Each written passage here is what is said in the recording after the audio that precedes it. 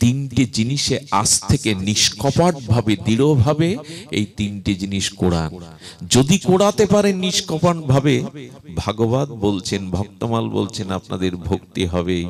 সে তিনটি কথা চৈতন্য চরিতামৃতে বড় আদর করে কবিরাজ কৃষ্ণ গোস্বামী লিখেছেন, ভক্ত পদ ধূলি, ভক্ত পদ জল, আর ভক্ত ভুক্ত উচ্ছিষ্ট। এই তিনেই ভক্তি হবে, এছাড়া ভক্তি কেউ কখনো পায়নি। ভক্ত পদধূলি, ভক্ত পদজল, ভক্ত ভুক্ত উচ্ছিষ্ট, এই তিনিই হলো সাধনার মহাবল। এখন দেখছেন হিন্দু মিডিয়া, চ্যানেলটি সাবস্ক্রাইব করুন। শোনা হলো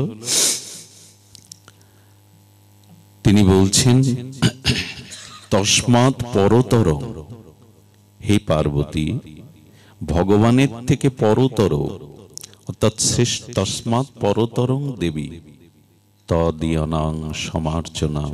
শোন পার্বতী, ভগবানের একান্ত শুদ্ধ প্রিয় ভক্তের উপাসনা ভগবানের উপাসনার থেকেও শ্রেষ্ঠ। ভগবানের উপাসনার থেকে শ্রেষ্ঠ তার প্রিয় ভক্তের উপাসনা। আচ্ছা, এর প্রমাণ আছে। শ্রেষ্ঠ হলে তো ভগবান তার উপাসনা করবে। করে কি ভক্তের উপাসনা ভগবান? করেন। আপনাদের রামচরিতমানস থেকে যদি একটু আমরা অনুভবটা নেই, লঙ্কা বিজয়ের পূর্বে রাবণের আর এক ভ্রাতা ছিলেন যিনি পাতাল প্রদেশের রাজা। কেউ তাকে মহিরাবণ বলে, হৈরাবণ বলে। আপনাদের স্মরণে আছে রামায়ণ গুণগাথা, রাম চরিত্র গাথা যারা শুনেছেন, ওই হৈরাবণ বিভীষণের রূপ ধরে গড় হতে, তাবু হতে রাম লক্ষ্মণকে হরণ করে। শয়নে ছিলেন প্রভু এবং লক্ষ্মণ, দাঁড়ি ছিলেন হনুমান। কিন্তু রাবণ বা রাক্ষসটা তো রূপ বদলাতে পারে। সেই বদলানো রূপে তিনি এসেছিলেন হনুমানের সামনে, একমাত্র বিভীষণ রূপে গেলে সে বিশ্বাস করবে।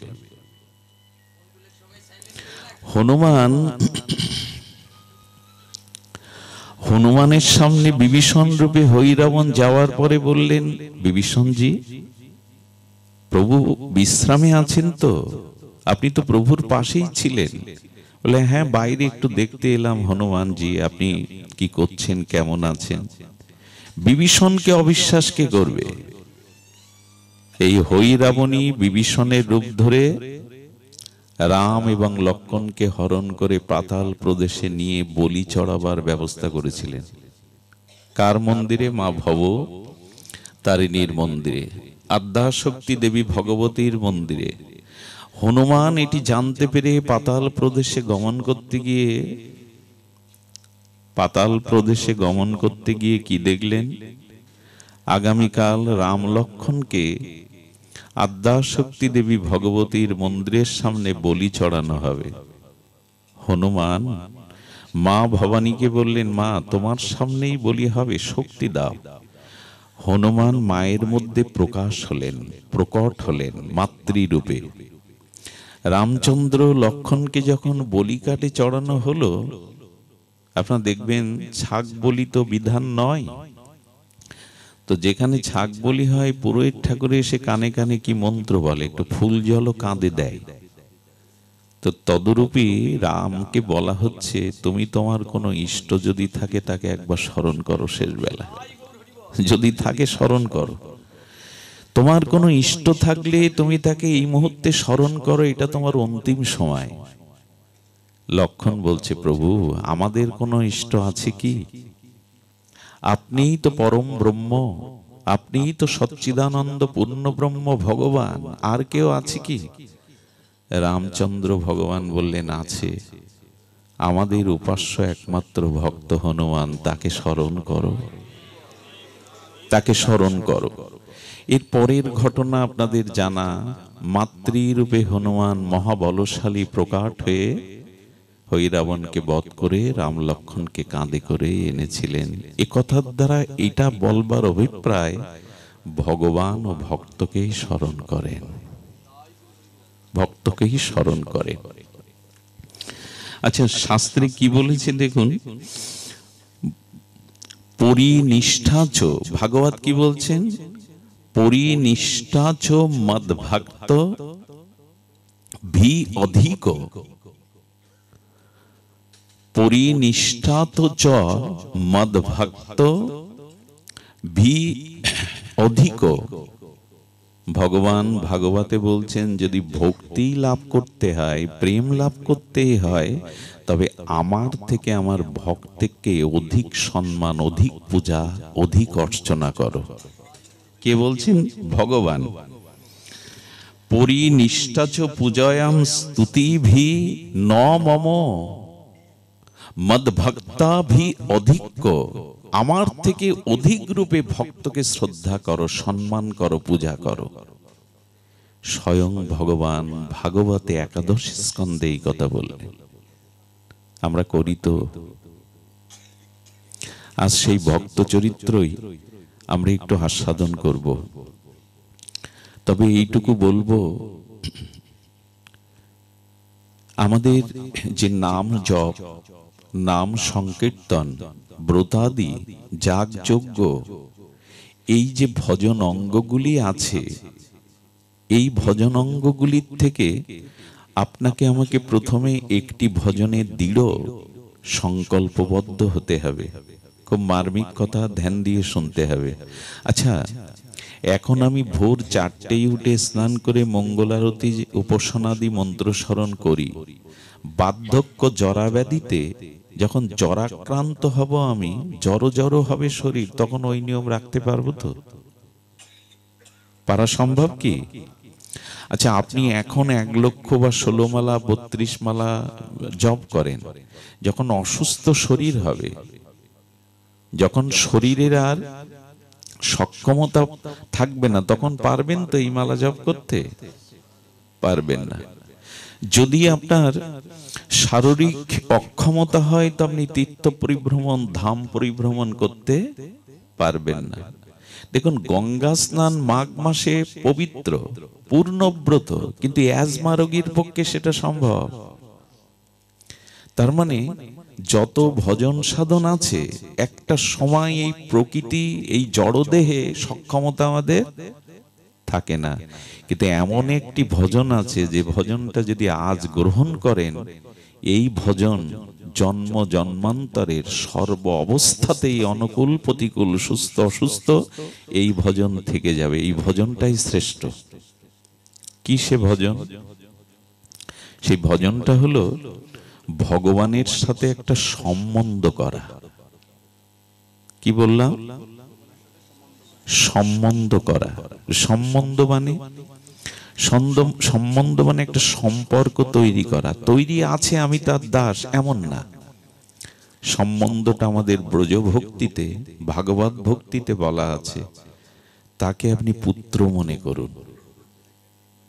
সম্বন্ধটা তার সাথে পুত্র মনে করুন। যদি তা রুচিকর না হয়, তাকে বন্ধু করেন, সখা করেন। যদি তাও মনে না লাগে, তাহলে আপনি ভগবানকে পিতামাতা মনে করুন, আপনি তার সন্তান। যদি এটাও মনে না ধরে, বিভিন্ন রুচিত ভিন্নতর বৈচিত্র্য রুচি যদি মনে করেন, ভগবান আমার প্রেমিক, আমি তার প্রেমিকা, সে আমার প্রিয়, আমি তার প্রিয়া, এটা মনে করুন। এখন নিজের কাছে একটু প্রশ্ন করুন তো, ভগবানের সাথে ঠিক আমার সম্বন্ধটা কি? আচ্ছা, এই সম্বন্ধ নষ্ট হবে তো? অনেক সময় ভগবানের নাম করতে করতেও নাম বিস্মরণ হয়, কিন্তু আজ পর্যন্ত শুনেছেন বিবাহিত মানুষ কখনো ভুলে গেছে আমি বিবাহ করিনি? এ সম্বন্ধের কথা ভুলে যায়। বোঝা যায় কি? যিনি পিতা হয়েছেন, যার সন্তান এই জগতে এসেছে, তিনি কি কখনো ভুলে যান যে আমি পিতা হইনি? এগুলো ভোলেন না কেন? এর জন্য তো লিখতে পড়তে হয় না, মুখস্থ করতে হয় না, জপ করতে হয় না। বলো, সম্বন্ধের এমন দৃঢ়তা আছে, ওটা একবার হয়ে গেলে মন থেকে আর মোছে না। একটা দৃষ্টান্ত দেই। একটি মেয়ে ছোটবেলা থেকে শয্যায় গিয়ে এপাশ ওপাশ করে, করি কিনা আমরা? শয্যায় নিদ্রা যাওয়ার আগে নিদ্রার মধ্যেও এপাশ ওপাশ করি কিনা, পাশ বদলার। এখন কোনো মেয়ে 16 বছর ধরে এই অভ্যাস করেছে, মেয়েটার বিবাহ হলো, 1-2 বছর পরে সন্তান জন্মালো, সন্তানকে বামে রেখে যখন ওই মা ঘুমায়, পৃথিবীর ইতিহাসে শুনেছেন যে ওই 16 বছরের অভ্যাসবশত মা পাশ ফিরতে গিয়ে ওনার চাপে সন্তান মারা গেছে? পৃথিবীর ইতিহাস আজ পর্যন্ত শুনেছেন? ওই অভ্যাসটা থাকলেও ও আর পাশ বদলায় না কেন? সন্তানের সাথে তার আত্মিক আত্মজ একটা সম্বন্ধে, যে আমার সন্তান বামে শুয়ে আছে, ঘুমের মধ্যেও পাশ পরিবর্তন করবে না। একটা যুবক একটা যুবতী 10 বছর এক ঘরে থাকবে, এই কলিযুগে বর্তমান সময়ে কারো মধ্যে কামনা কাম বিকার জাগবে না, যদি সম্বন্ধটা ওদের ভাই বোনের হয়। সম্বন্ধের যে কি ক্ষমতা ওটা আমরা এখনো জানতে পারিনি। জানি স্ত্রী পুত্র পিতা মাতা, এদের ভুলি না তো, এদের জন্য জপ করতে হয় না মনে রাখার জন্য? সম্বন্ধটা কি করেছি ভগবানের সাথে আমার? ঠিক ঠিক কি সম্বন্ধ? ভগবান ভগবান বলি, আমরা তার দাস বলি, আসলে সম্বন্ধটা দৃঢ় করা হয়েছে কি? বলে সম্বন্ধ করে যারা ভজন না করে এরা শুধু যায় আর আসে, এদের কিছু সফল হয় না। কারণ কোন ব্যক্তি বস্তুর সাথে সম্বন্ধ না হলে তার প্রতি অভিধেয় কর্তব্য অনুরাগ ভালোবাসা এগুলি জন্মায় না, এবং সম্বন্ধ না হলে কারো গুণও চোখে পড়ে না। কারো মধ্যে কারো গুণ তখনই দেখে কেউ যখন সম্বন্ধ করে, তখন তার মধ্যে সে গুণ দেখতে শুরু করে। আমাদের কি সম্বন্ধ ভগবানের সাথে? এটা করা হয়েছে, এটা শয়নে স্বপনে কখনো ভুল হবে না। একটি মেয়ে ছোটবেলা থেকে অন্ন পায় না, না পেলেও চলে, কিন্তু 4টে করে আইসক্রিম দিতে হবে তাকে। এটি তার দীর্ঘ 18 বছরের অভ্যাস। অন্ন না দিলেও চলবে, কিন্তু আইসক্রিমের প্রতি তার প্রবল প্রগাঢ় প্রীতি। বিবাহে যখন বিদায় হয় না মেয়েদের, তখন মেয়ের পিতামাতা গিয়ে বরপক্ষের গুরুজনদের, পরিবারের জ্যেষ্ঠজনদের বলছেন, ক্ষমা করবেন, আমার মেয়েকে একবেলা অন্ন যদি না দেন 4টে করে আইসক্রিম তার জন্য দিতে হবে, এই অনুরোধ আপনাদের কাছে। ওরা বলছেন এতে আর বাঁধবে না, মেয়েকে যখন গ্রহণ করেছি। মেয়েটা বেশ 2 বছর চুটিয়ে আইসক্রিম খেলো, কিন্তু গর্ভবতী হলো 2 মাস।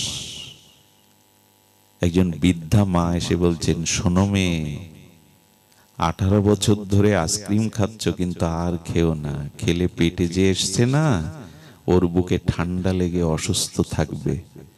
18 বছরের অভ্যাস এই কথাই বন্ধ হলো কেন? কেন গো মা, বন্ধ হলো কেন বলুন?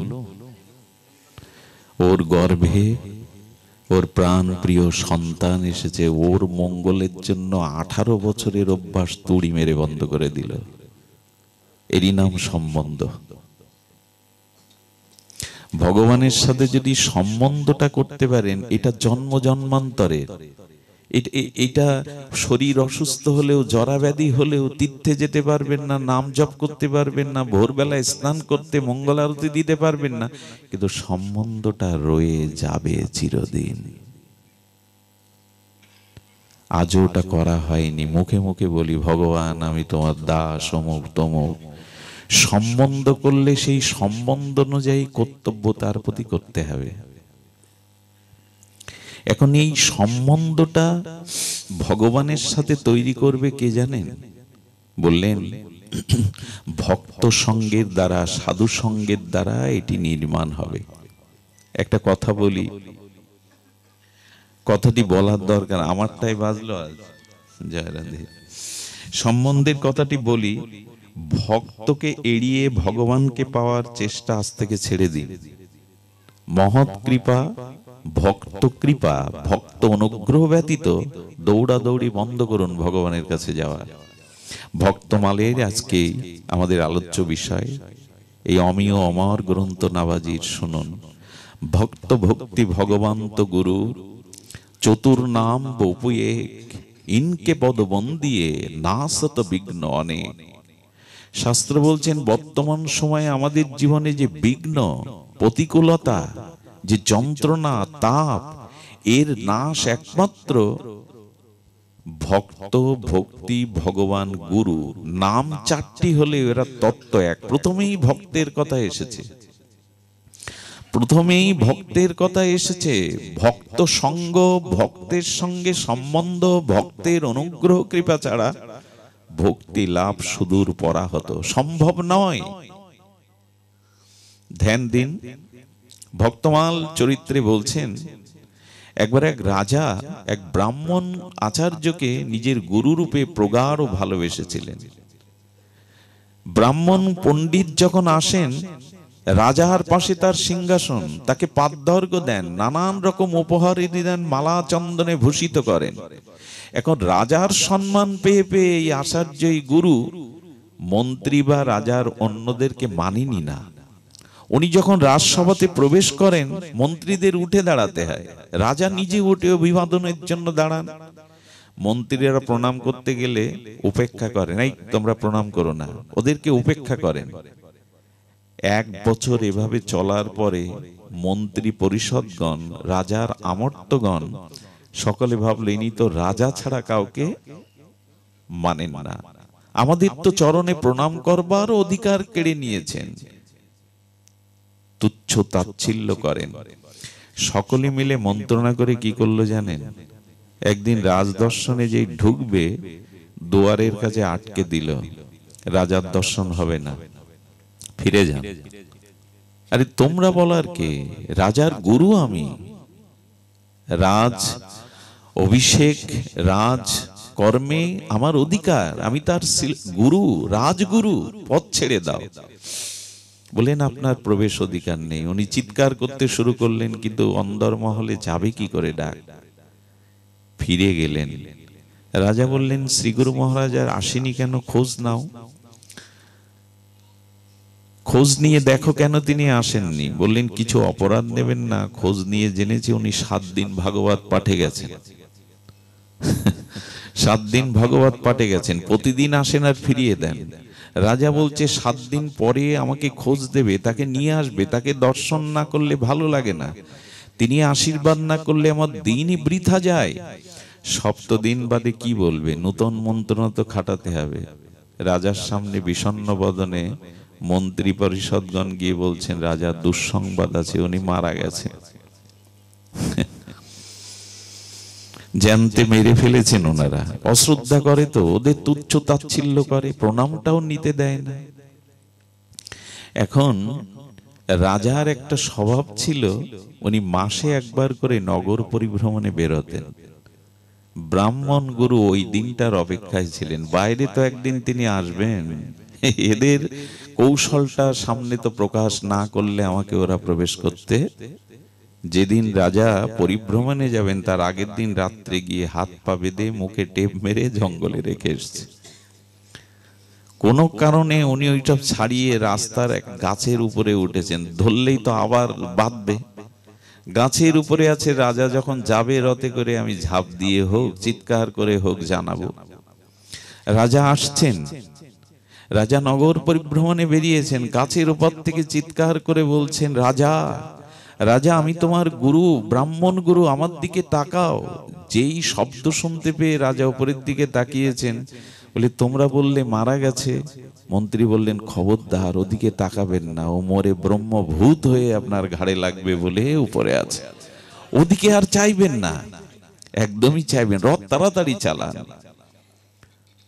রাজা এদের কথা শুনে, আমার গুরুদেব গাছে উঠবে কেন, শুনে চলে গেলেন। ওই রাত্রেই, কথাটি বলছি কেন, এর গূঢ় অর্থ আছে। ভক্তমালের কথা, এটা বানানো কোনো গল্প নয়।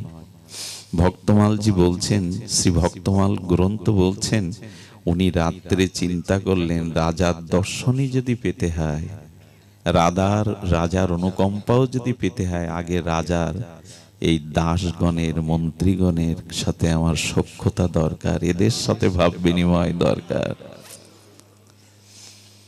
প্রধানমন্ত্রীর সাথে আপনি সরাসরি দেখা করতে পারবেন?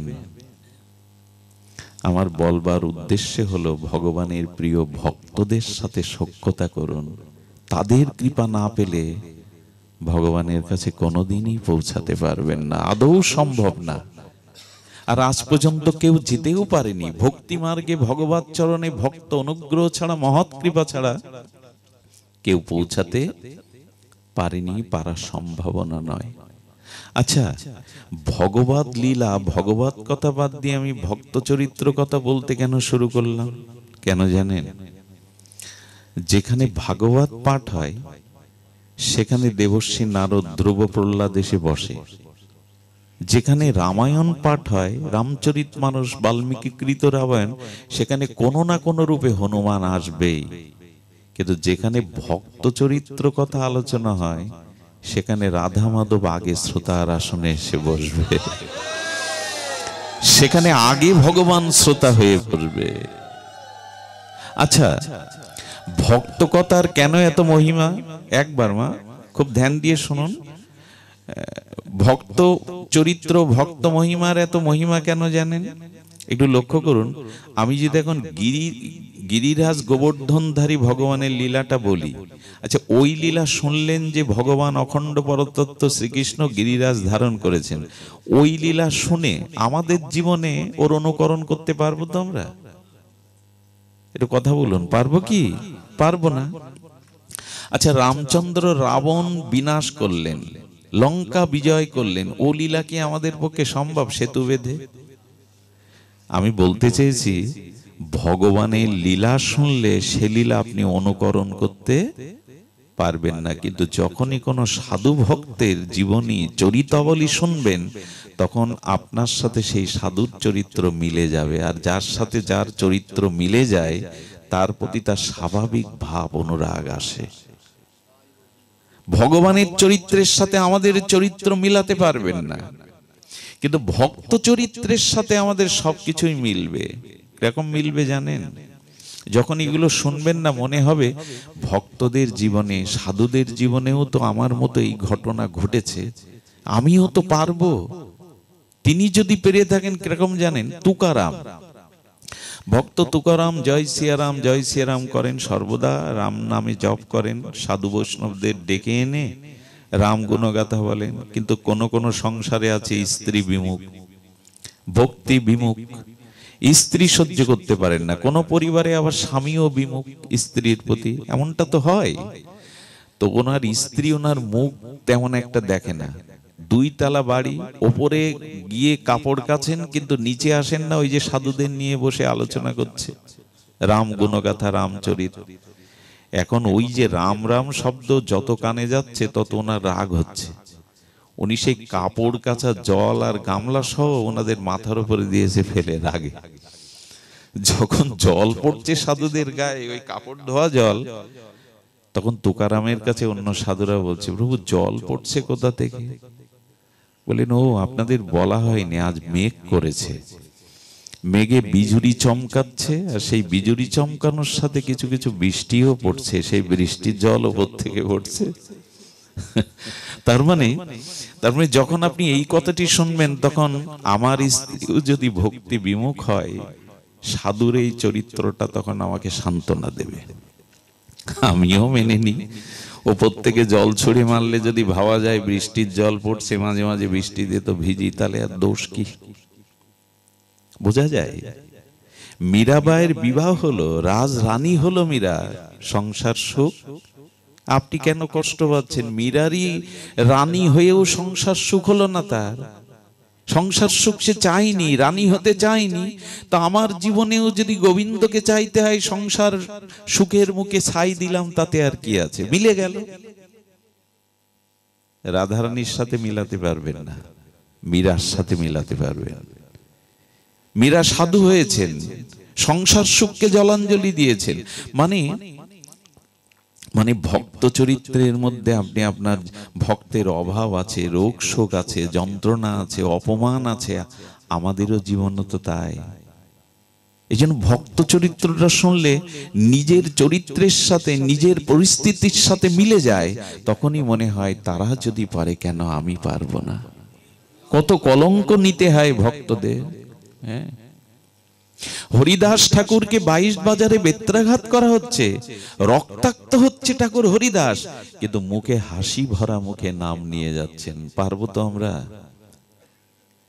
সেই উজ্জ্বল নামের জ্যোতিতে, প্রেমের জ্যোতিতে ঠাকুর হরিদাস হাসি মুখে হরে কৃষ্ণ কৃষ্ণ কৃষ্ণ হরে হরে, হরে রাম রাম রাম হরে, নাম নিয়ে চলেছেন হাসি। আমার কি মনে হয় জানেন, হরিদাস শিক্ষা দিচ্ছে 22 বাজারে বেত্রাঘাত রক্তাক্ত শরীরেও যদি হাসি মুখে নাম নিতে পারি, তো তুমি ঘরে বসে চাদর গায়ে দিয়ে চেয়ারে বসে নাম নিতে তোমার এই বেত্রাঘাতের মতো এত আঘাত লাগে কেন? ঘুম আসে কেন? অলসতা আসে কেন?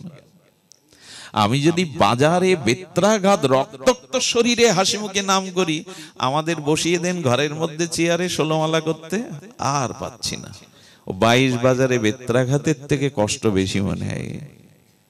হরিদাস ঠাকুর বলছেন সর্ব অবস্থায় ভগবানের নাম নিতে শেখো। হরিদাসকে যখন বেত্রাঘাত করা হলো, তাকে প্রশ্ন করা হয়েছিল, ঠাকুর আপনার এমন কি অপরাধ, এমন কি পাপ আপনার জীবনে যে আপনাকে 22 বাজারে বেত্রাঘাত পেতে হলো? ভক্তও তো আঘাত পায়, অপমান কষ্ট সহ্য করে। কি উত্তরটা দিচ্ছেন শুনুন, মিলে যাবে আপনার চরিত্রের সাথে। হরিদাস ঠাকুর, আচ্ছা একবার যে কৃষ্ণ নাম নেয় তার অনন্ত জন্মের পাপ দূরীভূত হয়, প্রারব্ধ তাকে স্পর্শ করতে পারে না।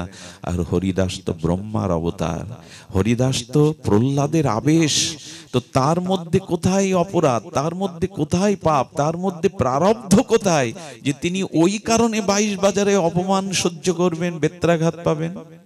কি বলল জানেন উত্তরে হরিদাস?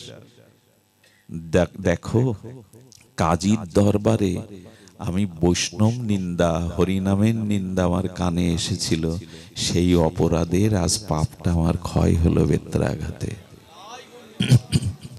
ভাবতে পারেন, কাজীর দরবারে নামের নিন্দা আমার কানে এসেছিল, বৈষ্ণব নিন্দা আমার কানে এসেছিল, আজকে সেই অপরাধে আমাকে প্রারব্ধে এটা ভোগ করতে হলো। আপনার জীবনেও কখনো যখন এমন একটা কঠিন প্রতিকূলতা আসে, আপনিও হরিদাসের মতো কেন ভাববেন না আমারও কোনো অন্যায় অপরাধ দোষ ভক্ত চরণে ছিল? তাই মিলে যায় কিনা? সাধু চরিত্র, ভক্ত চরিত্র আপনার জীবনের সাথে মিলবে, ভগবানের চরিত্র আপনি মিলাতে পারবেন না, আপনি মিলাতে পারবেন না। ভক্ত চরিত্র বড় বিচিত্র, এই জন্য তো ভগবানের অত্যন্ত শ্রবণেন্দ্রিয় আনন্দ দেয় ভক্ত চরিত্র গুণগাথা হলে। ভক্ত চরিত্র গুণগাথায় ভগবান অত্যন্ত আনন্দিত হন। সবার সম্মুখে এসে আগে তিনি শ্রোতার রূপে কোন বেশে কোন রূপে এসে বসে যান হরিকথা শোনাবার জন্য। কারণ একটা ছোট কথা একটু বলে রাখি, ভগবানের থেকে বেশি করুণা তার ভক্তদের, ভগবানের থেকে গৌর হতে অধিক কৃপা গৌর ভক্তগণের। এই কথাটি খুব সাহস দেখিয়ে বলছেন শাস্ত্র। ভগবানের করুণার থেকে কেমন জানেন? প্রহ্লাদ মহারাজকে নৃসিংহদেব বর দিতে চাইলেন, বর নাও প্রহ্লাদ, বর নাও। প্রহ্লাদ কি বর চাইলো জানেন? চাই না কিছু, ইহকালে পরকালে তোমার চরণ ছাড়া ভজন ছাড়া কিছু, তবু নিতে হবে যবে। তুমি যদি কষ্ট পাও তো কথা দাও, আমি যে বর প্রার্থনা করব তুমি পূর্ণ করবে। নৃসিংহদেব বললেন, প্রহ্লাদ আমি নৃসিংহ রূপ ধরার সাথে সাথে জগৎ আমার তেজে ক্রোধে জগৎ পুড়ে ছারখার হয়ে যেত। আমার এই তেজকে কমানোর জন্য ব্রহ্মা আমার পুত্র আমার সামনে এসে দাঁড়িয়েছিল, আমার তেজ কমেনি। দেবতারা এসে স্তব করেছিল, তাদের দিকে আমার দৃষ্টিই যায়নি। আমার স্ত্রী স্বয়ং লক্ষ্মী আমার সামনে এসেছিল, তাকে দেখেও আমার তেজ, আমার ক্রোধ কমেনি। তবে তুমি যখন আমার সামনে এসে দাঁড়ালে, তোমাকে দেখেই আমার সমস্ত তেজ ক্রোধ কমে গিয়েছিল। তোমাকে অদেয় কি আছে তুমি চাও? প্রহ্লাদ হাত জোড় করেছে, প্রহ্লাদ হাত জোড় করে বলছেন, তবে এই বর দাও। আহা, এই বর দাও প্রভু। শুনুন প্রভু, এই পৃথিবীতে যারা জন্ম জন্মান্তরের পাপ অপরাধের কারণে জন্ম মৃত্যু জরাব্যাধি ভোগ করছে প্রভু, আমার একান্ত নিবেদন এই বর, তাদের সমস্ত অপরাধ পাপ তুমি আমায় দাও, আর আমার যেটুকু ভজন আছে তাদের তুমি উদ্ধার করো প্রভু, এই বর দাও। এই করুণা ভগবান নৃসিংহদেবের চোখ ছলছল করে উঠল। প্রহ্লাদ, তুমি জগতের সমস্ত পাপীদের পাপ অপরাধ নিয়ে তোমার স্বীকৃতি তাদের দিয়ে তুমি জন্ম মৃত্যু হতে তাদের উদ্ধার করবে। এই হলো ভক্তের করুণা। বিস্মিত হলেন নৃসিংহদেব। প্রহ্লাদ, ধন্য তুমি, ধন্য তুমি। একজন ভক্তই পারে এরকম বড় হৃদয়ের পরিচয় দিতে। ভগবানের থেকে অধিক করুণা তার ভক্তগণের, তার ভক্তগণের কৃপা করুণা। এই জন্য ভক্ত কৃপা না হলে আমাদের ভব সংসার ক্ষয় হবে না। এখানে শ্রী মুচুকুন্দর একটি শ্লোক আমি প্রায় আপনাদের আস্বাদন দান করি। এটি বহুবার শুনেছেন, তবু পুনর্বার একবার আমরা আস্বাদন করি। ভবাপবর্গ ভ্রমত যদা ভবেদ জনস্য তৎ অচ্যুত সৎসমাগম। মুচুকুন্দ বলছেন, সৎসঙ্গ হি জহি তदैव সদ্গত পরাবেশে তৈ জায়াতে মতি। হে প্রভু, সংসার চক্রে পরিভ্রমণ হতে হতে কোন জীবের সংসার ক্ষয় তখনই হয় যখনই সে সাধু কৃপা, ভক্ত কৃপা, ভক্ত সঙ্গ পায়, তখনই তার অনন্ত জন্মের চক্র থেকে সংসার ক্ষয় হয়। আমাদের সংসার বাসনা সাধু কৃপা, ভক্ত কৃপা, ভক্ত সঙ্গ ছাড়া ক্ষয় হবেই না, হতেই পারে না, কোনোদিনই হবে না। আর আরেকটা জিনিস কি জানেন, ভক্তের মহিমা বা ভক্তির মহিমা এরকম কোন শাস্ত্রে লেখা আছে এইটা হতে হবে এমন নয়। একটু ধ্যান দিন, ভক্তের করুণা, মহতের করুণা, শ্রীগুরু করুণা শাস্ত্রের নিয়মে হবে না। শাস্ত্রে যেভাবে নিয়ম আছে, এরা করুণাকে ছাপিয়ে যায়, এদের শাস্ত্রকেও ছাপিয়ে যায়। ধ্যান দিন, শাস্ত্রে যেভাবে প্রেম ভক্তির বিধি লেখা আছে, ভক্তগণের চরিত্র বড় বিরল, ভক্তের করুণা বড় বিরল। তাদের কারুণ্য, তাদের করুণা শাস্ত্রের বিধিকে ছাপিয়ে গেছে। কিরকম জানেন? হ্যাঁ, একবার এক রাম ভক্ত হনুমান ভক্ত যেতে যেতে দেখছেন হনুমানজির একটি মূর্তি। আচ্ছা, রাস্তার পাশে ভারতবর্ষে দেখবেন অনেক মূর্তি তৈরি করা থাকে। উনি দেখে ওনার কষ্ট হচ্ছে, আমার প্রিয় হনুমানজিকে এভাবে রোদ বৃষ্টি ঝড়ে আগলা রেখেছে।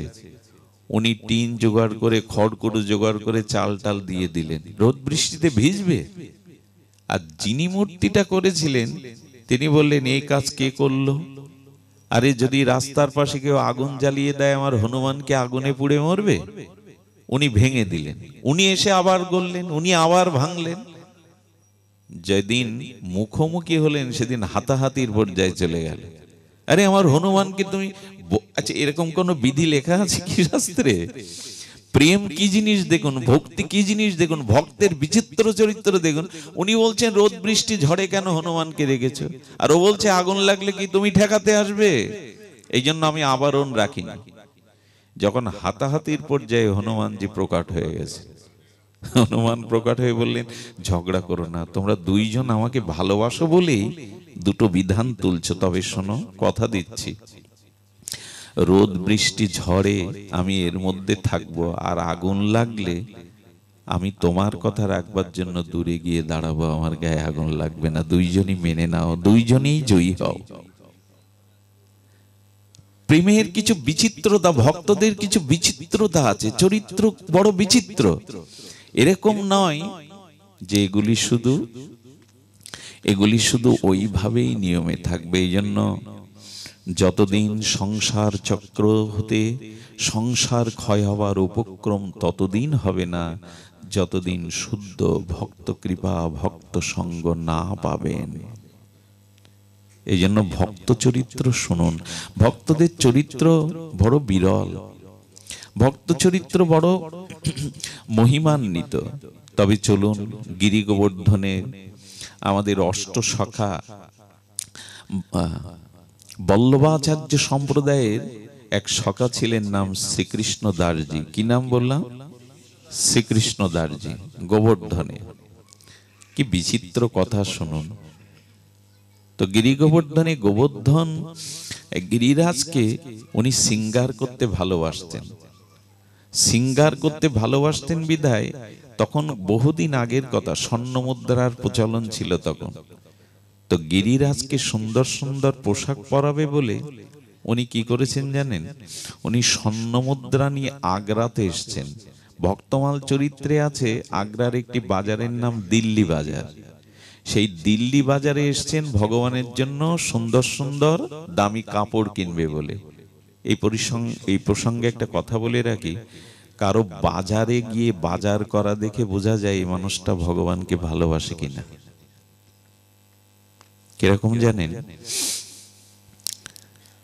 গিন্নিমারা লিখে দেয় অমুক তমুক চাল ডাল নুন মশলা। আচ্ছা, উনি বাজার করতে গিয়ে দেখে 10টা টাকা পকেটে আছে, আর এই 10টা টাকা ভ্যান ভাড়া বা রিক্সা ভাড়া। উনি পায়ে হেঁটে এসে নাতনির জন্য একটা চকলেট বা রসগোল্লা কেনে। এটা কি লিস্টে লেখা থাকে? শাস্ত্রে সব লেখা থাকে না। ভক্তের ভব্য ভাবনা প্রেম আলাদা জিনিস। আচ্ছা, ওই 10 টাকায় পায়ে হেঁটে ওর জন্য রসগোল্লাটা নিল কেন? বাজারে গেলে যে যাকে যত বেশি ভালোবাসে আর সে যেটা পছন্দ করে, বাজারে ঘুরতে ঘুরতে ওই কথাটা তার মনে পড়ে। এই জন্য বাজার করা দেখে একটা লোকের বোঝা যায় ভগবানের প্রতি তার কতটুকু ভক্তি আছে। ওই বাজারের মধ্যে মনে পড়বে গোপালের জন্য কিছু নিয়ে যায়, রাধা মাধবের জন্য এই ফলটা নিয়ে যায়। সারা জীবন বাজার করলাম প্যাকেট হাতে, একবারও মনে পড়ে আমার ঘরে নিতাই গৌর আছে, রাধা মাধব আছে, কিছু নিয়ে যায়। কারো বাজার করা দেখে বোঝা যায় তার ভগবত ভক্তিটা কতটুকু। আমরা নিজের আহার্যের জন্য বাজার করতে হয়, নিয়ম করি, একবারও কি মনে পড়ে না আমার ঘরে ভগবান আছেন? এই শীত পড়েছে, একটা সুন্দর কাপড় ভগবানকে পরাই, শীতের কাপড়। আমার গায়ে তো শীতের বস্ত্র, ছেলে মেয়ের গায়ে তো দিয়েছি। গৌর গোবিন্দ ঘরে আছে, ওরা তো কাঠ না, ওরা তো পাথর না, মূর্তি না, প্রতিমা না, ওদের গায়ে একটা কাপড় চড়ায়। বাজারের প্রথম ফলটা, প্রথম সবজিটা তাকে দেই। আর একটা জিনিস দেখে বোঝা যায় আপনি ভক্তি পথে কতটুকু এগিয়েছেন। সেই স্বপ্নটা হলো স্বপ্ন বিজ্ঞান। যে মানুষ যে জাতীয় স্বপ্ন দেখে তার ভজনের স্তর ততটুকু। যারা অধিক নাম করে, যাদের ভিতরে কপটতা নাই, যারা সহজ সরল হয়ে ভগবানকে ভজন করে, এরা প্রায়শ ধামের স্বপ্ন, কোনো ভগবানের লীলার স্বপ্ন, কোনো শুদ্ধ গুরুদেবের স্বপ্ন, যমুনা গঙ্গার স্বপ্ন অধিক দেখেন। অর্থাৎ আমাদের ষড়গোস্বামীরা যখন 2-4 দণ্ড বিশ্রাম নিতেন, স্বপ্নেও তারা রাধা মাধবকে দেখতেন, স্বপ্নেও তার লীলা দেখতেন।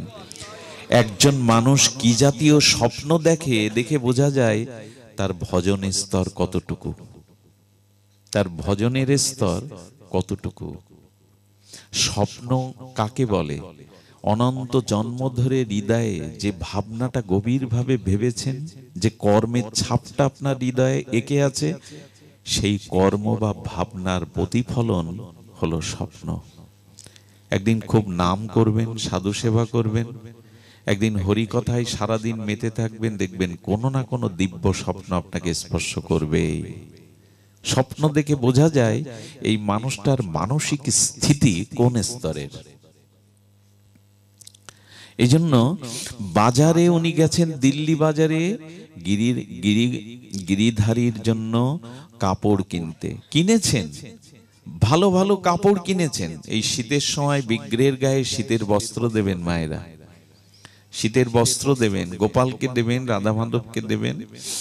তো উনি কিনেছেন, কাপড় কিনে যখন আসছেন তখন কি দেখছেন জানেন? তখন দেখছেন এক নর্তকী বাইজি বাজারে দুটো অঙ্গভঙ্গিমা নৃত্যকলা দেখিয়ে টাকা ছুঁড়ে মারবে, দর্শকরা নৃত্য করছে। যে ওইখানে বাবাজির যাওয়ার প্রয়োজন আছে? কৃষ্ণদাস বাবাজি কি করেছেন? কৃষ্ণদাসজি উনি লোকের ভিড় ঠেলে গিয়ে সেই পতিতা, সেই বাইজির নৃত্যকলা তিনি দেখছেন। দর্শকরা তো আর ছাড়ে না কটু কথা বলতে। বাবাজি লেগে গেছে, বাবাজিরও মন লেগে গেছে। কে কার কথা শোনে? অপলক নয়নে ওর নৃত্য দেখছে। সবাই যখন টাকা ছুড়ে দিয়ে ওর গাতে গুজে দিয়ে চলে গেল, রঙ্গভঙ্গিমা, ওর এই জড় দেহটা দেখে, সৌন্দর্য দেখে, তখন হঠাৎ বাইজি প্রশ্ন করেছে, কি বাবাজি, আপনার তো এখানে এই নৃত্য দেখার কথা না? বলছেন, তোমার কাছে একটা অনুরোধ আছে, রাখবে? বলেন, আমার কাছে কি অনুরোধ?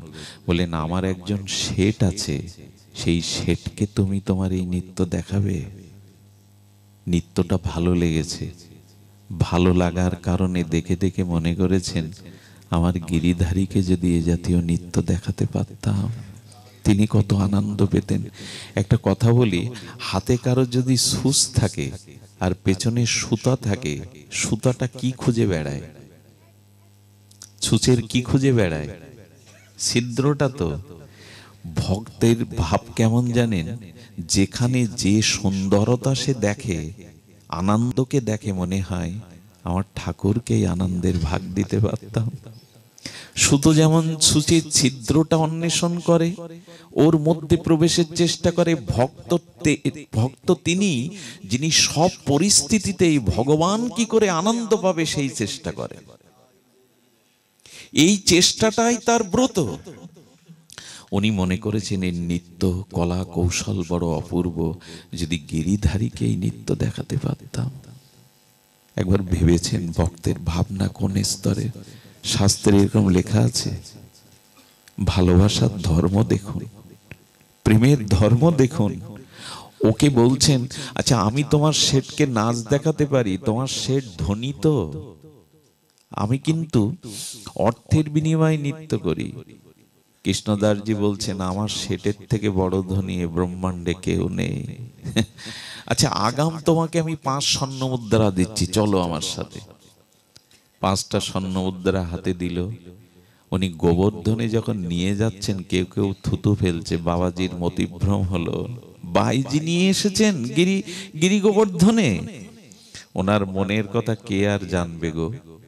মন্দিরে নিয়ে যাওয়ার পরে বলছে, তুমি হাত পা ধুয়ে ভালো করে সেজে এসো, নূপুর টুপুর পরে এসো।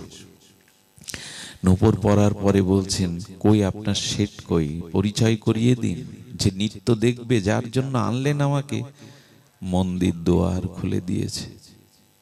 দুয়ার খুলে দিয়ে বলছেন, ওই আমার শেঠ বসে আছে, ওকে তুমি তোমার নৃত্য দেখাও। বাইজি বলছেন, আপনি কি উন্মাদ, আপনি পাগল? হ্যাঁ, একটা মূর্তি বসে আছে, তার সামনে আমাকে নৃত্য করতে বলছেন? মূর্তি কি কখনো নাচ দেখে? আমি নাচতে পারবো না। আর 5টা স্বর্ণ মুদ্রা দিয়ে বললেন, ফিরে যেও না, আমার শেঠকে তুমি আনন্দ দাও, তাকে নিত্য কলা দিয়ে খুশি করো। যখন বলছে আমি চললাম, ক্রোধান্বিত হয়ে গেছেন কৃষ্ণদাসজি। ও, তোমার এই রক্ত মাংসের পচাগালা দেহের যারা নরক চিন্তা করে, কুচিন্তা করে তোমার দেহকে উপভোগ করে বাজারে, তুমি তাদের জন্য নাচছো। যার সামনে নাচলে, যাকে আনন্দ দিলে তুমি জীবনে পরম আনন্দ পেতে, জীবন ধন্য হতো, তার সামনে নাচবে না। যেই ক্রোধ করেছেন, পতিটা ওখানে মূর্ছিত হয়ে পড়ে গেছে। সাধুর তেজ তো, ভগবানের শুদ্ধ ভক্তের তেজ তো। যখন ওর চেতনা ফিরল, কি দেখলো জানেন? ভক্তমাল বলছেন, দেখছে গোবিন্দ ত্রিভঙ্গ মুরারি বংশীধারী হেসে হেসে বলছেন, আমাকে আনন্দ দাও, আমাকে আনন্দ দাও, নৃত্য করো তুমি। ভগবান দর্শন দিয়ে দিলেন। সাক্ষাৎ ত্রিভঙ্গ মুরারি, স্মিত হাস্যে মুরলীধারী, সেই তেজ দেখে সেই পতিতা নেচেছিল সারা জীবন। তবে গোবিন্দের জন্য ছাড়া জীবনে আর কোনোদিন সে বাইরে নাচেনি। এটা কে করবে এই কৃপা? একজন বাজারের পতিতাকে, নর্তকীকে শ্যামসুন্দরের কাছে এনে কৃপা করিয়ে দিলেন। ভক্ত এই করুণা করতে পারে, ভক্ত এই করুণা করতে পারে। আপনি যদি কখনো ভক্তের অনুগ্রহ, ভক্তের কৃপা দৃষ্টি আপনার প্রতি পড়ে না, তবে ভগবান আপনাকে আত্মসাৎ করে নেবে। ভগবান আপনাকে আত্মসাৎ করে নেবে। ভক্তমাল চরিত্রে বড় বিচিত্র কথা এসেছে। এসব এই প্রেম বা ভক্তি, এগুলো কোনো নিয়ম বাঁধা নিয়মে নয়। আপনাদের মনে পড়ে করমাবাইয়ের কথা? এও ভক্তমালে আছে। গ্রন্থটা প্রাতঃস্মরণীয়, বন্দনীয় চরণ। হ্যাঁ, বৈষ্ণব সেবার মূর্তিমন্ত বিগ্রহ ছিল। মুরারি মোহন দাস বাবাজি মহারাজ যখন বঙ্গদেশে আসতেন, আর তো তাকে পাবো না, তিনি বলতেন যার ভজনে গোলমাল আছে সে যেন ভক্তমালটা ঘরে রাখে। এ দেখলেই আপনার সমস্ত গোলমাল মিটে যাবে যদি ভক্তমাল গ্রন্থ শ্রী ভক্তমালটাকে দেখেন। এটা অপূর্ব কিছু বিচিত্র চরিত্র।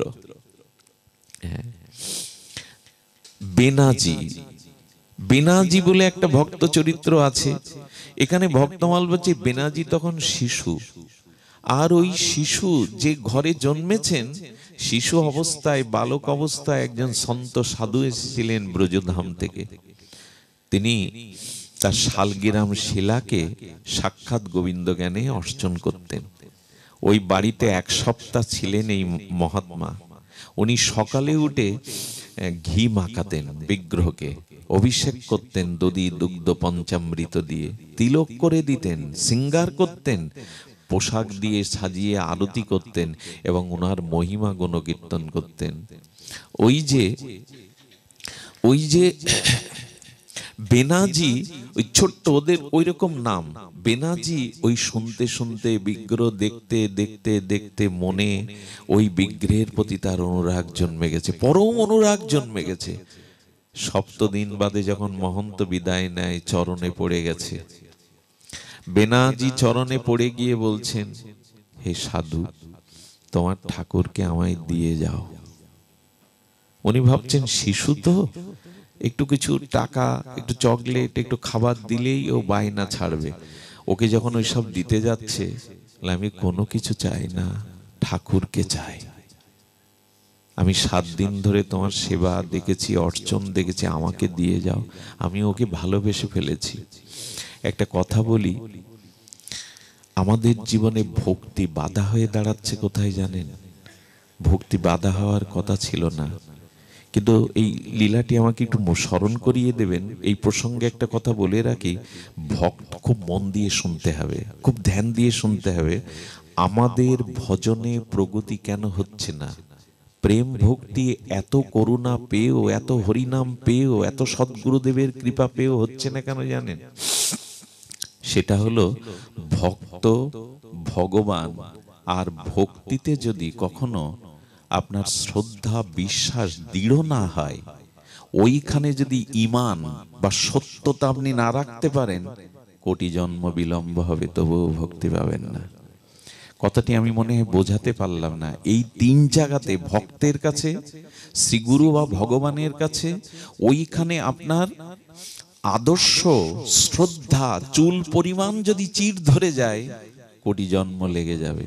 আর যদি আদর্শ রেখে দেন, কি ঘটনা শুনুন, ভক্তমাল বলছে 1 লক্ষ টাকা নিয়ে এক শেঠ তাড়া খেয়েছে ছিনতাইকারীদের কবল হতে, প্রাণে টাকাটা বাঁচাবে বলে, নিজে বাঁচবে বলে। জঙ্গলে গিয়ে পলিয়েছে যাতে ওটা রক্ষা করতে পারে। ঠিক সেই মুহূর্তে গভীর জঙ্গলে মধ্যরাত্রে এক চোর মা ভবানীর মন্দিরে গিয়ে বলছে, মা, তুই তো আমাকে রক্ষা করিস সারা জীবন, চুরিতে যেন আজ ধরা না পড়ি, মা এই কৃপা কর। ওকে শেঠ ডেকে কি মনে করেছে জানেন? মনে করেছেন এত রাত্রে মন্দিরে যিনি মার সামনে বসে প্রার্থনা করছেন, তিনি নিশ্চয়ই সাধু, নিশ্চয়ই কোনো সন্ত সাধু। এটা মনে করে উনি কি করেছেন জানেন?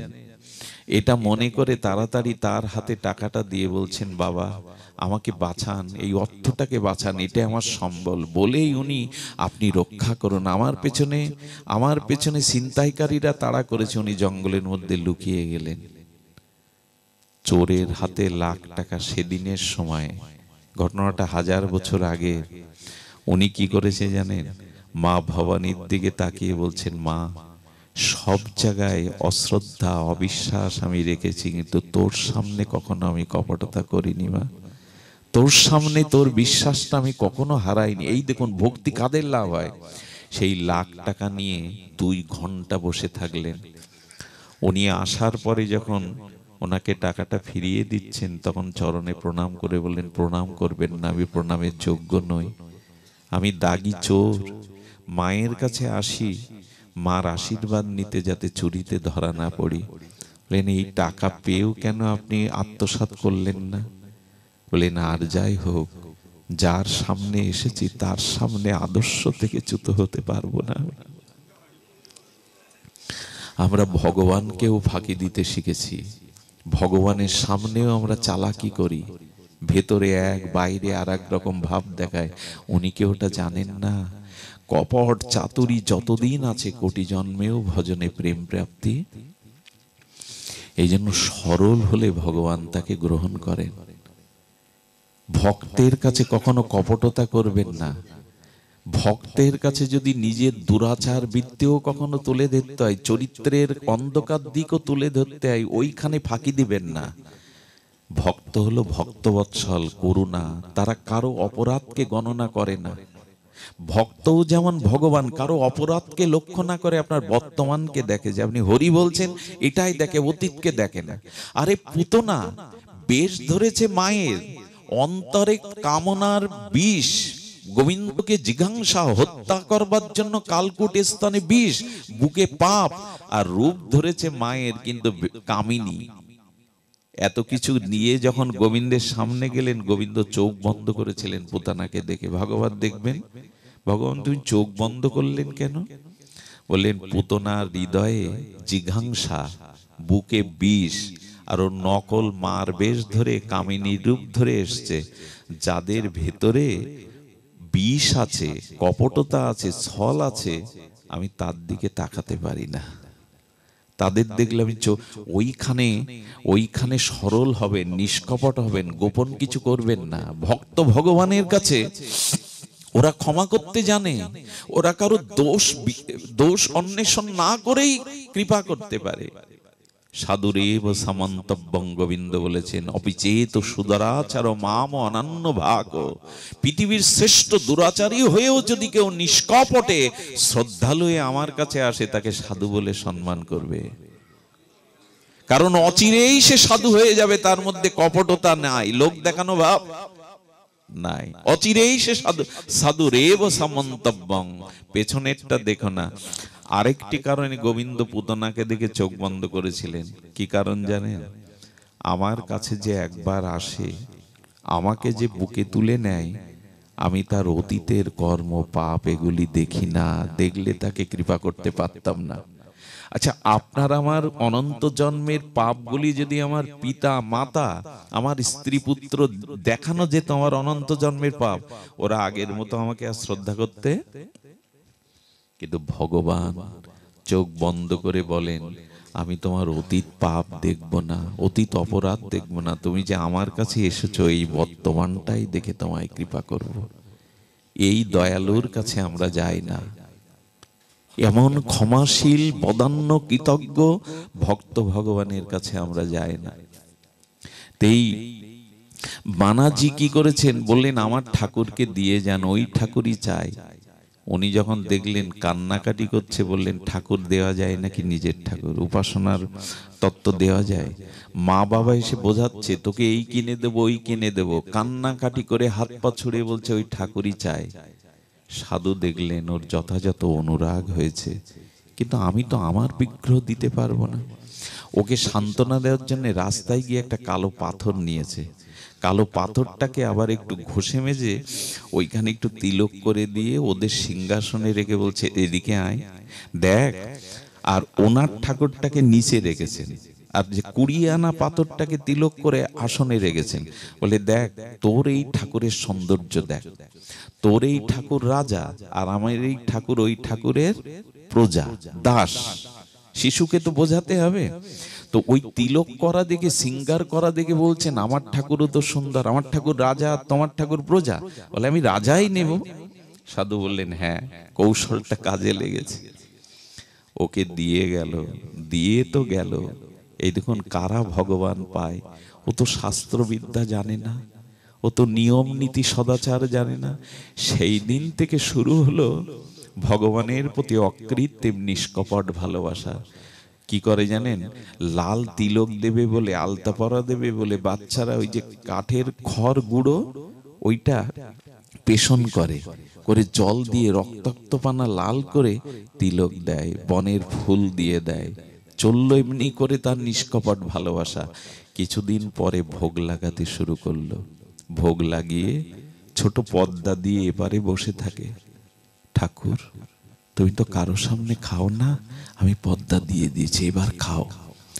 কয়েকদিন ঘরে গিয়ে দেখে প্রসাদের থালা সেই প্রসাদই আছে, খায় না। তখন চিন্তায় পড়ে গেল, আমার ঠাকুর খায় না কেন, আমার ঠাকুর কেন প্রসাদ নেয় না। একদিন সরাসরি ভোগের থালা দিয়ে বলছে, দেখো ঠাকুর, আমি তো শিশু, আমি মন্ত্র, আমি তন্ত্র তেমন কিছু জানি না, তবে এইটুকু বলি, তুমি খাও। তুমি যদি না পাও না, তবে শুনে রাখো, আজ থেকে আমিও জল আহার ছেড়ে দিলাম। ওইটুকু ছেলের মধ্যে ওই পাথরের বিগ্রহকে অনুরাগ জন্মে গেছে, ভালোবাসা জন্মে গেছে। গোবিন্দ তখন চিন্তা করলেন, ওর মধ্যে তো কপটতা নেই, ওর মধ্যে তো ছল নেই, এই ভালোবাসাটাই উনি হাত পেতে চান মানুষের কাছে, জীবের কাছে। নিষ্কপট ভালোবাসা আমায় দাও। ওইটুকুর কাঙাল আমি। যেই 2 দিন না খেয়ে পড়ে রয়েছে, হঠাৎ ও তো মন্দিরের মধ্যে ভোগ লাগিয়ে পড়ে থাকে, দেখছে যে আঙুল চুষলে, আস্বাদ্য বস্তু চুষলে যেমন এক শব্দ হয় না, চপচপ করে, এরকম শব্দ হচ্ছে।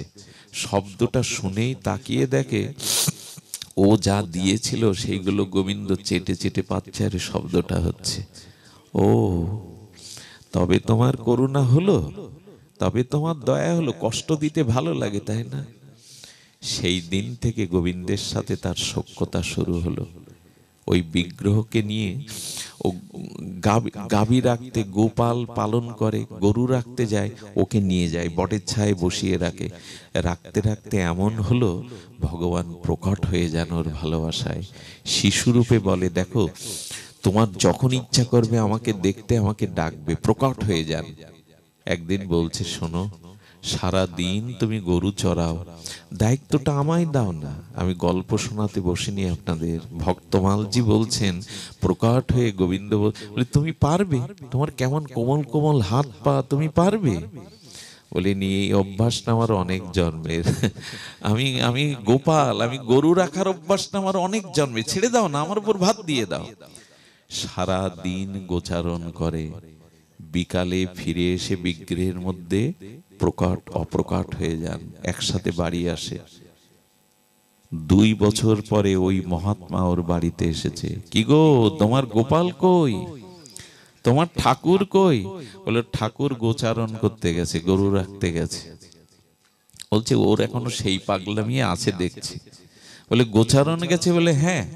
তখন ওর বাবা মা বলছে, দেখুন কি হয়েছে, ও বিগ্রহকে খাওয়ায়, প্রসাদের থালায় প্রসাদ থাকে না, একটা দিব্য গন্ধ ভেসে আসে, কি ঘটছে আমরা বুঝতে পারছি না।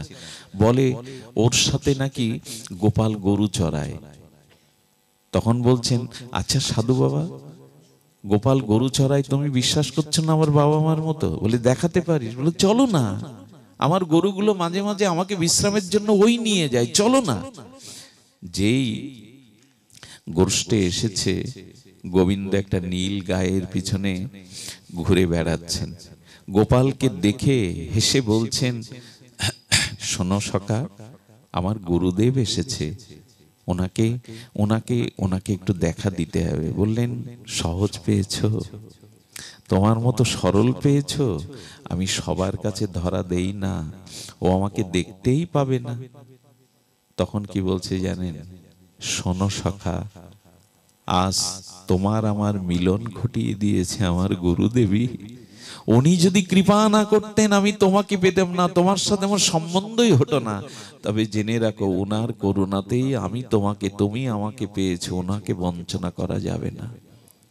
যে এই কথা চোখের জলে বলে ফেলেছে, গোবিন্দ প্রকট হলেন। গুরুদেব গোবিন্দকে প্রণাম করছেন না, ওর চরণেই পড়ে গেছে। সারাটা জীবন বিগ্রহকে ভালোবেসেছি, সেবা করেছি, আজ তোকে পথের নুড়ি দিয়ে অনুরাগে ভালোবেসে ভগবানকে গোষ্ঠে গোরলাখাল বানিয়েছিস, কি তোর মহিমা। একমাত্র ভক্তের কাছেই ভগবান এগুলি ধরা দেয়। আমরা কপট, আমার মতো যারা, তারা আদর্শ ঈমান রাখতে পারিনি। ভেতরটা যদি একটু শুদ্ধ হতো, একটু সরল হতো, ভগবান পেতে, প্রেম পেতে বিলম্ব হয় না। সূর্য উঠলে অন্ধকার দূরীভূত হতে দেরি করে না। এই শ্রদ্ধাটা, বিশ্বাসটা খুব দরকার। আরেকটি ঘটনা বলবো ভক্তমাল থেকে, বড় বিরল ঘটনা। ঘটনাটা আমাকে খুব নাড়া দিয়েছে। আপনারা তো বিজ্ঞ শ্রোতা, অনুভবী শ্রোতা। সারা বাংলাদেশের মধ্যে আপনাদের অঞ্চলের শ্রোতাদের অনন্য একটা, আমি মাঝে ভারতে গিয়েছিলাম হরিকথার জন্য।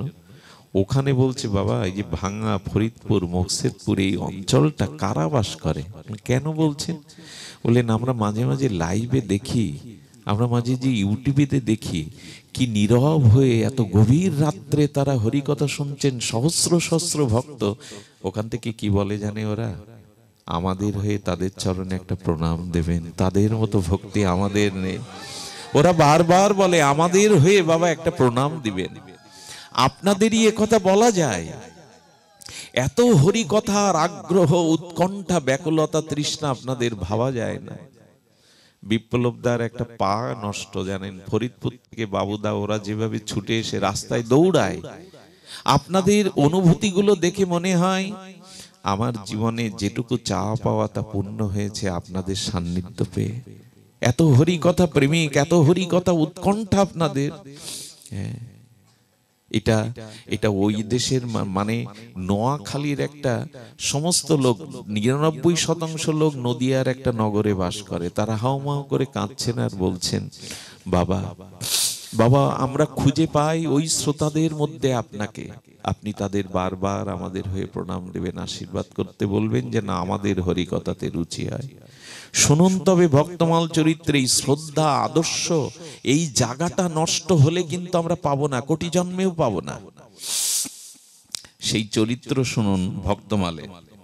ঘটনা ঘটেছে, অপরাধ নেবেন না, দলিত সম্প্রদায়ের, অর্থাৎ ঋষি সম্প্রদায়ের, দাস সম্প্রদায়ের আমরা যারা বলি, সহজ কথায় যাদের মুচি বলা হয়, ক্ষমা করবেন, কোন জাতি ভগবানের কাছে, ভক্তের কাছে ছোট নয়।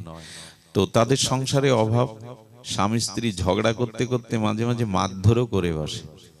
তার স্ত্রী এত কঠোরা যে স্বামীর গালে দুটো চড় বসিয়ে দিয়েছেন। উনি কি করবেন?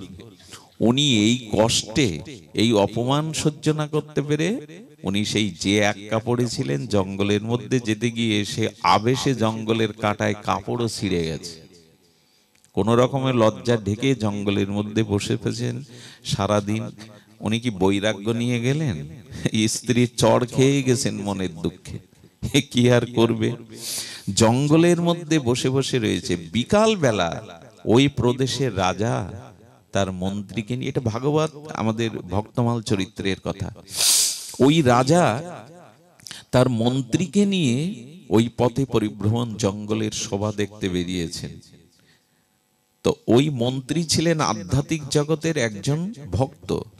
উনি রাজাকে আধ্যাত্মিক জগতের ভগবত লীলা শ্রবণ করাতে করাতে ওনাকে নাম নিয়ে আছেন। উনি হরি নাম করেন, একাদশী করেন, একটু অর্ধেক ওনার কাছে হরি কথা শোনেন। কিন্তু পথে যেতে যেতে বলছেন, আমার আধ্যাত্মিক রাজ্যে বিচরণ মন্ত্রী হচ্ছে তো, ঠিক ঠিক হচ্ছে তো? বলেন, রাজা সব হচ্ছে, কিন্তু একটি জিনিস না হলে যে ভজন আপনার পূর্ণতা পাবে না, সেটা হলো আপনি এখনো সদ্গুরুদেবের চরণ আশ্রয় করেননি, কোনো কিছুই পূর্ণতা হবে না। বলেন, আমাকে তো তাহলে এই মুহূর্তেই সদ্গুরু নিতে হবে, জীবন্ত সায়ান্নে কখন আয়ু ফুরিয়ে যাবে, আপনি আমার সদ্গুরুদেবের ব্যবস্থা করুন। ঠিক এই কথা বলতে বলতে জঙ্গলের মধ্যে ওই বইয়ের হাতে মার খাওয়া বেটা বসে আছে ওখানে। ওকে দেখে বলছেন, মন্ত্রী, ভগবান কি আমার কথা শুনলেন? ওই দেখুন জঙ্গলের মধ্যে এক মহাত্মা বসে আছে নীরবে অবনত মস্তকে। নিশ্চয়ই কোনো মহাত্মা না হলে জঙ্গলের মধ্যে কেন থাকবেন? মন্ত্রী বললেন, ভাগ্য আপনার, যান রথ থেকে নেবে ওনাকে বন্দনা করুন, ওনাকে প্রণাম করুন, ওনাকে গিয়ে প্রণাম যেই করছে, মনে মনে ভাবছে এটা কি স্বপ্ন? স্ত্রীর হাতে মায়ের খেয়ে একটু লুকাবো অপমান বলে এখন রাজা আমার সামনে হাত জোর করে দাঁড়িয়েছে, আমি স্বপ্ন দেখছি না তো? মন্ত্রী বলছেন, মনে মনে বলছেন কথাটা, মন্ত্রী বলছেন ওভাবে হাত জোড় করলে হবে না, আপনি সাষ্টাঙ্গে ওনার চরণে হাত দিয়ে প্রণাম করুন। উনি বলছেন বাহ, দেখা যাক কত দূর যায়। রাজা আমাকে প্রণাম করছে চরণে হাত দিয়ে।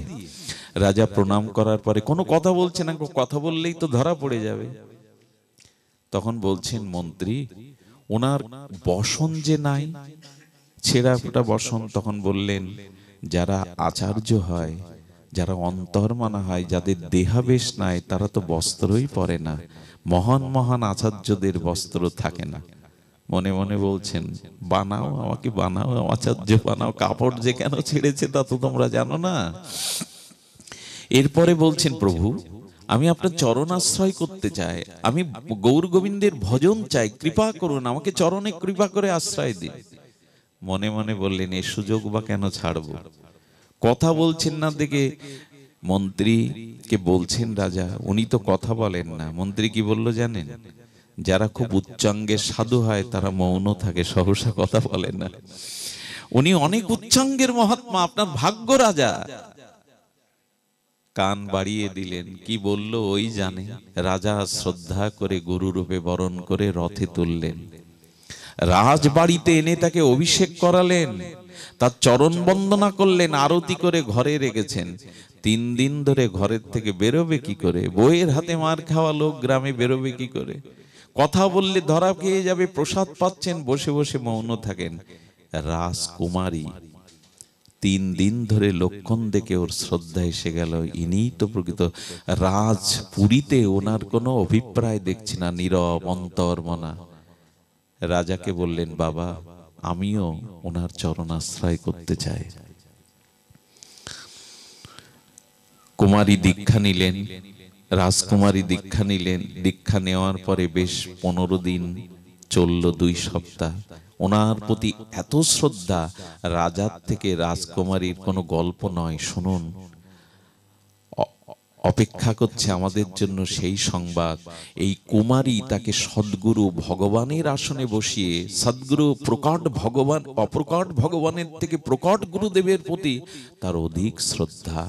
গুরু সেবা, গুরু সমস্ত বন্দনা প্রণাম সেবা সে নিবিষ্ট চিত্তে করতে লাগলো। কিন্তু রাজার একটা প্রস্তাব আসলো।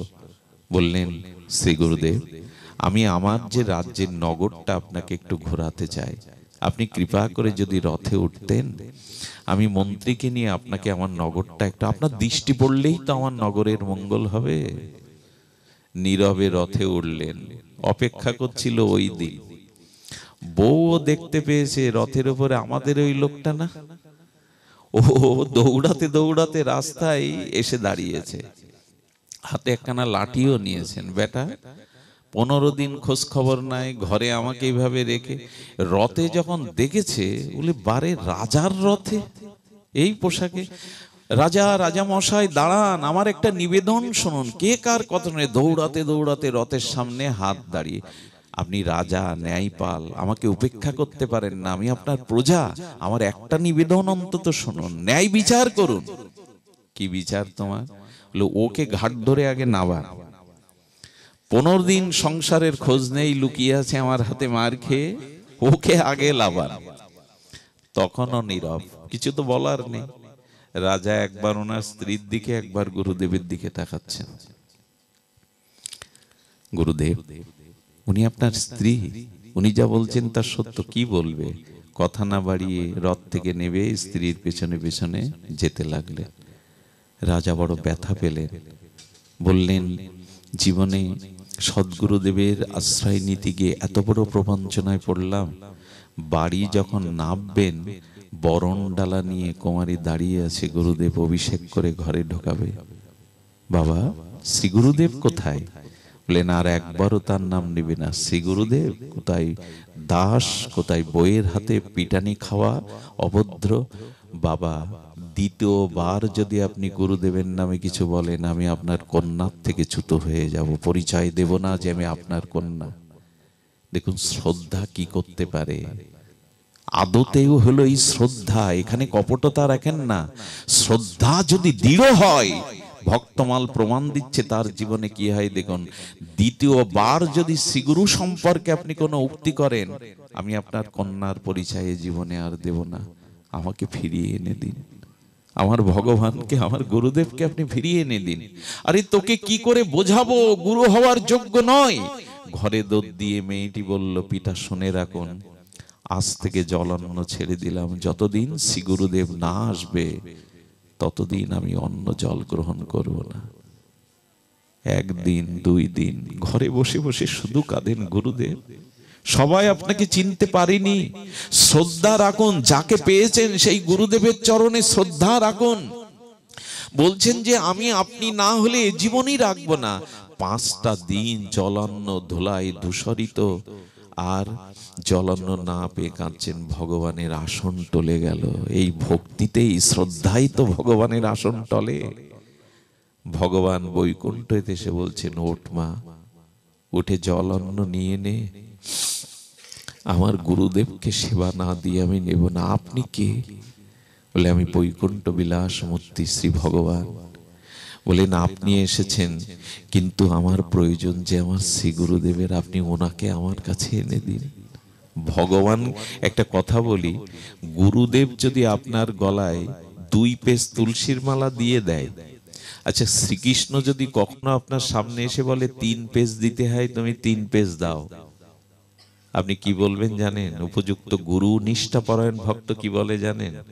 হে ভগবান, আপনি আপনার জায়গায় থাকুন, গুরুদেবের বাইরে 1 বিন্দু আমি আপনার আদেশ পালন করতে পারবো না। এই হলো গুরুনিষ্ঠ ভক্তের কথা। ভগবান এদের প্রতি সন্তুষ্ট হয়। যার গুরুনিষ্ঠা নেই, ভগবানের কৃপা হতে সে বঞ্চিত। কে দেবে প্রেম, কে দেবে ভক্তি, কে ভব সংসার পার করবে? শ্রী গুরু মহারাজই। মেয়েটার কান্না দেখে তখন বলছেন, আর উপায় নাই, স্বয়ং ভগবানকে যেতে হলো তার বাড়িতে। এত শ্রদ্ধা যদি নষ্ট হয়, আমার শাস্ত্রের বাক্য মিথ্যা হয়ে যাবে। তাকে নিয়ে এসে বলছেন, মা, তোর গুরুদেবকে এনেছি, তোর যে শ্রদ্ধা ভক্তি, চল মা, নিত্য লোকে চল, বৈকুণ্ঠে চল। ভগবান, যেতে পারি যদি আমার গুরুকে সাথে নিতে দেন, তা না হলে আমি যাব না। আমার শ্রী গুরুদেব যদি সাথে যায়, আমি যেতে পারি। ভগবান বললেন, ধন্য তুমি, এমন শিষ্য পেয়েছো শ্রদ্ধালু, চলো তুমি আমার সাথে। তখনই ও মুখ খুলল, তখনই বলছেন, আমিও যেতে পারি, আমার স্ত্রীকে যদি আপনার সাথে নেওয়ার অনুমতি দেন। একজনের শ্রদ্ধা কোথায় নিয়ে যেতে পারে এটা গল্প নয়, ভক্তমাল চরিত্রে সাক্ষ্য দিয়েছেন। এই জন্য আপনাদের নিবেদন করি, ভগবান ভক্তের মাঝে সত্যতা, শ্রদ্ধা, দৃঢ়তা নষ্ট করবেন না। আমরা বড় রং বদলাই জানেন, আমরা বড় কপট হয়ে যাই, আমাদের ভেতরে বাইরে 2 রকম করে বসে। এই জন্য দেরি হচ্ছে, তা নাহলে দেরি হওয়ার কোনো কথাই নয়। ভক্তি জগতে বিন্দু মাত্রও দেরি হওয়ার কথা নয়। এখানে শুধু শ্রদ্ধার অভাব। সত্যতা, আদর্শকে ধরে রাখুন, দেখবেন ওইখানে সবই সম্ভব। করমাবাইয়ের কথা বলেই পাঠ বিশ্রাম করি। করমাবাই, করমা নামটি বড় বিচিত্র।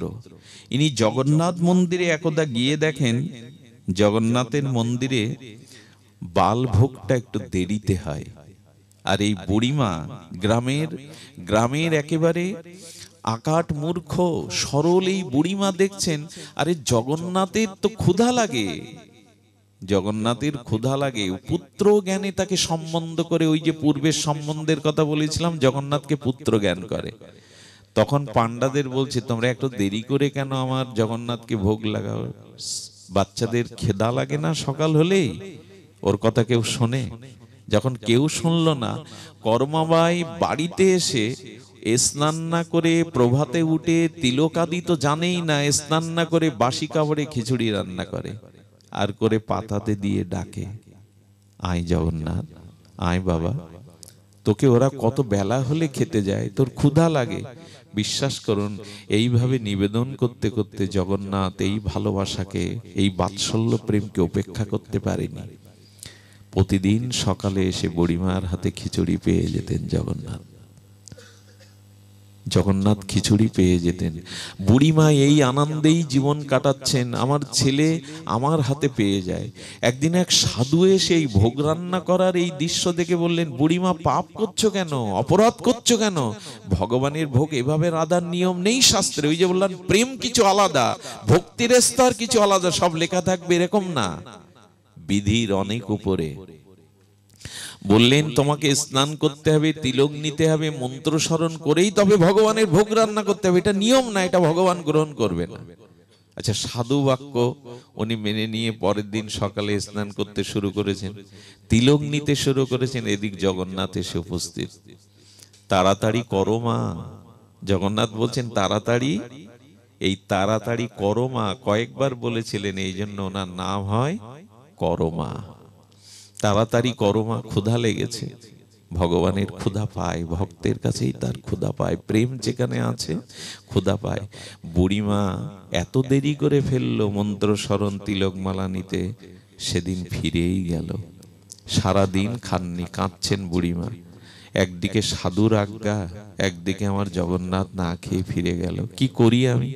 এই ব্যথা যখন ভক্তের মনে উঠল, জগন্নাথ পান্ডাকে দিয়ে বলছেন, ওই সাধুর বাড়ি যাও, গিয়ে সাধুকে প্রশ্ন করো যে গর্ভধারিণী মা সকালে উঠে সন্তানকে দুধ খাওয়ানোর জন্য, তাকে খাওয়ানোর জন্য তাকে স্নান মালা তিলক করা লাগে, বলে আসো তো ওকে। প্রেমের বিধান কিছু আলাদা, ভক্তির বিধান কিছু আলাদা, ওখানে বিচিত্র বিচিত্র ভাব। যখন সাধুকে বললেন, সাধু করজোরে ক্ষমা চেয়েলেন, ক্ষমা করে দে মা, আমি বুঝতে পারিনি তোর প্রেমের স্তর, তোর ভক্তির স্তর, ক্ষমা করে দে মা। আবার শুরু হলো। মাসখানি পর জগন্নাথের মন্দির দুয়ার খোলা হলো।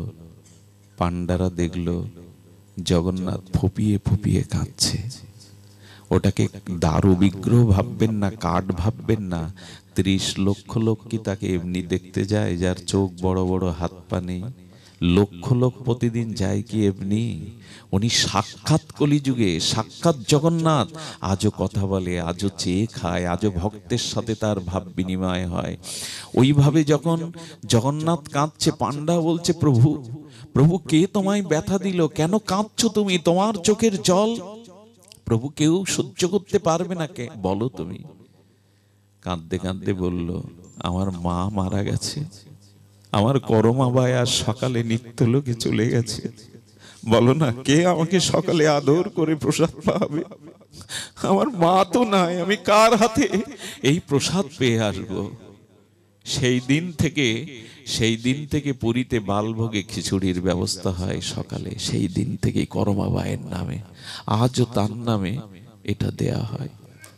এই যে তারাপীঠের নাম শুনেছেন না, সিদ্ধ মাতৃপীঠ, এখানে বামাখ্যাপা তারামাকে বড় মা বলেই জানতেন ছোটবেলা থেকে। একদিন প্রস্রাব লেগেছে, মন্দিরেই প্রস্রাব করে দিয়েছে দাঁড়িয়ে, আর মন্দিরের সেবকবৃন্দ গলা ধাক্কা দিয়ে বের করে দিয়েছে। অনাচারী কোথাকার মন্দিরে প্রস্রাব করে, কে জানবে যে বামাখ্যাপার মায়ের প্রতি কি সম্বন্ধ? 3 দিন না খেয়ে তারাপীঠের এক কোণে পড়ে আছে বামা।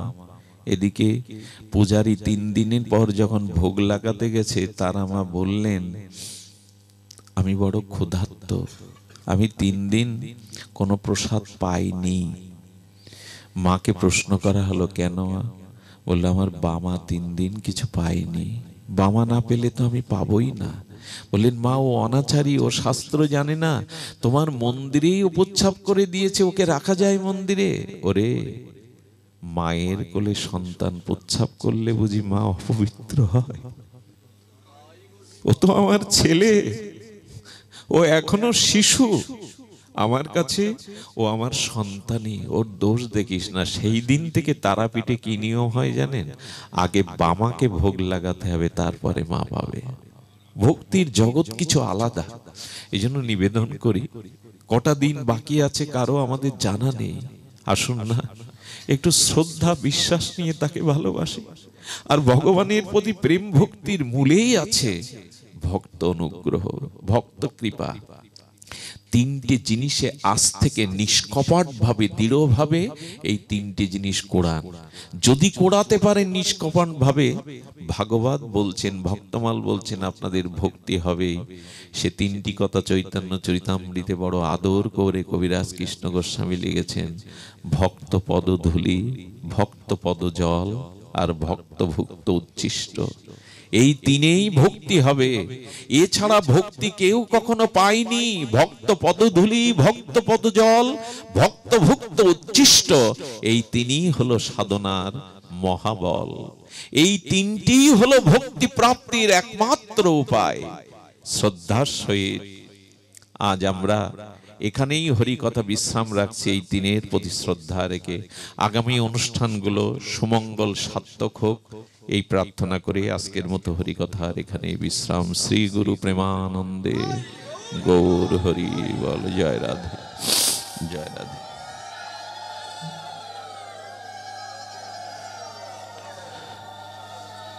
ভক্তগণ, আমি প্রতি পাঠে যেটা বলি, কিছু গ্রন্থ রাধাকুণ্ডের আমাদের ধনঞ্জয় কৃষ্ণ দাস আমার একান্ত হৃদয়ের জন, তার কিছু গ্রন্থ আছে, আপনারা সংগ্রহ প্রয়োজন হলে একটু সংগ্রহ করতে পারেন। এই গ্রন্থগুলো রাধাকুণ্ডের অমূল্য গ্রন্থ, আপনি এটি গ্রহণ করতে পারেন, দুষ্প্রাপ্য গ্রন্থ। জয় রাধে।